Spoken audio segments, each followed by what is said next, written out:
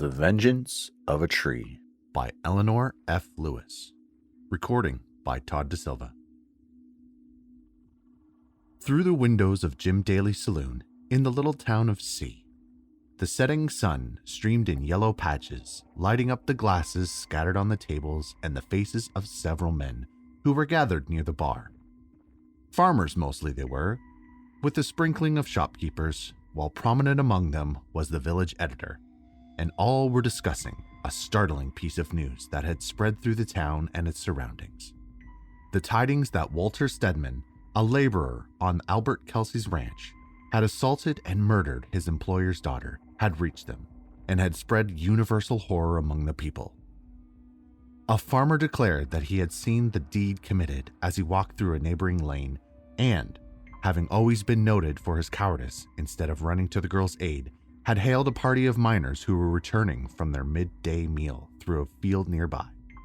When they reached the spot, however, where Stedman, as they supposed, had done his black deed, only the girl lay there, in the stillness of death. Her murderer had taken the opportunity to fly.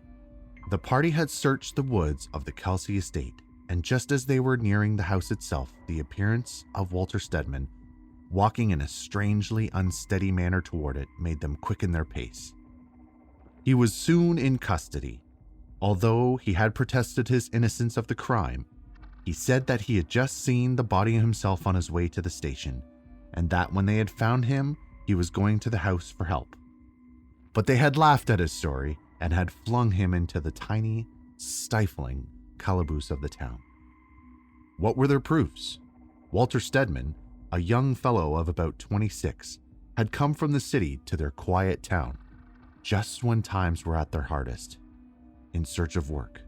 The most of the men living in the town were honest fellows, doing their work faithfully when they could get it, and when they had socially asked Stedman to have a drink with them, he had refused in a rather scornful manner. "That infernal city chap," he was called, and their hate and envy increased in strength when Albert Kelsey had employed him in preference to any of themselves. As time went on, the story of Stedman's admiration for Margaret Kelsey had gone afloat, with the added information that his employer's daughter had repulsed him, saying that she would not marry a common laborer. So Stedman, when this news reached his employer's ears, was discharged, and this, then, was his revenge. For them, these proofs were sufficient to pronounce him guilty. Yet that afternoon, as Stedman crouched on the floor of the calaboose, grew hopeless in the knowledge that no one would believe his story, and that his undeserved punishment would be swift and sure. A tramp, boarding a freight car several miles from the town, sped away from the spot where his crime had been committed, and knew that forever its shadow would follow him. From the tiny window of his prison, Walter Stedman could see the red glow of the heavens that betokened the setting of the sun. So the red sun of his life was soon to set, a life that had been innocent of all crime, and that now was to be ended for a deed that he had never committed. Most prominent of all the visions that swept through his mind was that of Margaret Kelsey, lying, as he had first found her, fresh from the hands of her murderer. But there was another, of a more tender nature.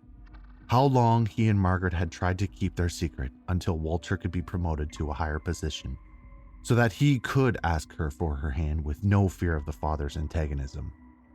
Then came the remembrance of an afternoon meeting between the two in the woods of the Kelsey estate. How, just as they were parting, Walter had heard footsteps near them, and glancing sharply around, saw an evil, scowling, murderous face peering through the bush. He had started toward it, but the owner of the countenance had taken himself hurriedly off.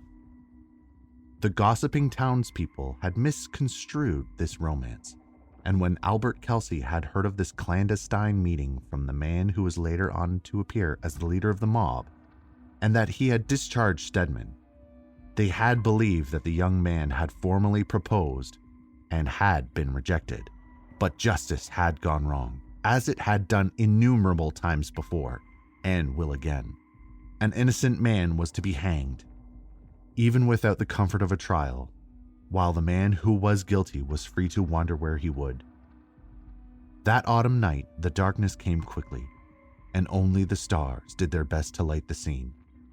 A body of men, all masked, and having as a leader one who had ever since Stedman's arrival in town cherished a secret hatred of the young man, dragged Stedman from the calaboose and tramped through the town, defying all, defying even God himself.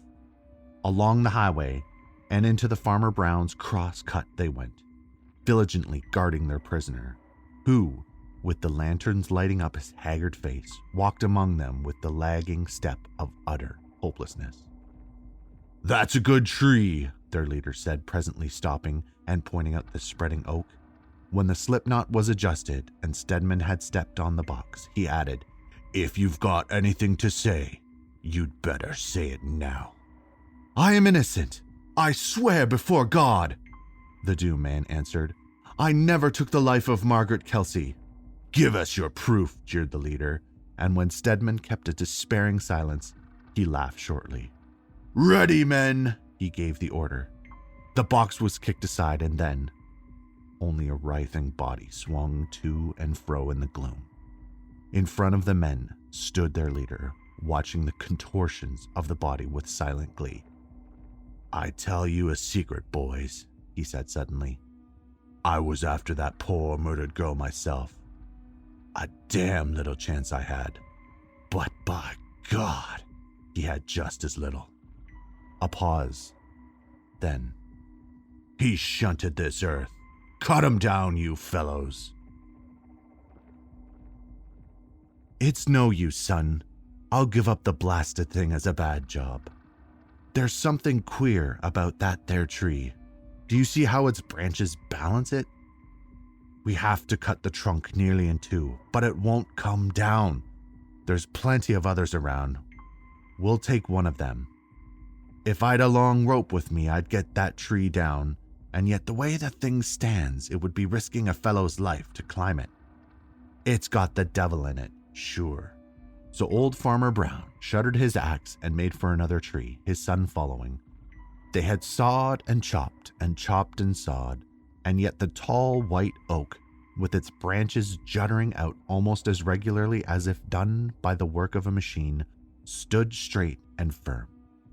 Farmer Brown, well known for his weak, cowardly spirit, who in beholding the murderer of Albert Kelsey's daughter had, in his fright, mistaken the criminal, now in his superstition let the oak stand, because its well-balanced position saved it from falling, when other trees would have been down, and so this tree, the same one to which an innocent man had been hanged, was left for other work.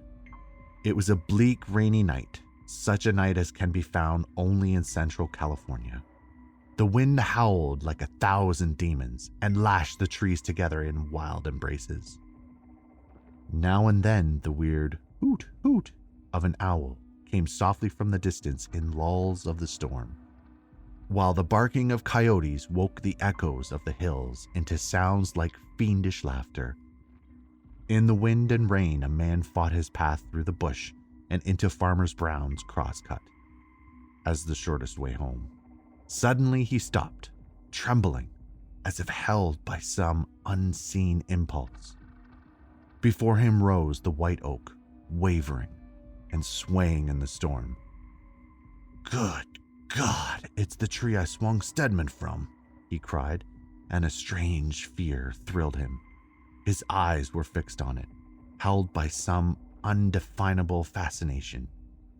Yes, there on one of the longest branches a small piece of rope still dangled. And then, to the murderer's excited vision, this rope seemed to lengthen, to form at the end into a slipknot, a knot that encircled a purple neck, while below it writhed and swayed the body of a man. "Damn him," he muttered, starting toward the hanging form, as if about to help the rope in its work of strangulation. "Will he forever follow me? And yet he deserved it. The black-hearted villain. He took her life." He never finished the sentence. The white oak, towering above him in its strength, seemed to grow like a frenzied living creature. There was a sudden splitting sound. Then came a crash, and under the fallen tree lay Stedman's murderer, crushed and mangled. From between the broken trunk and the stump that was left, a gray, dim shape sprang out and sped past the man's still form, away into the wild blackness of the night. End of recording.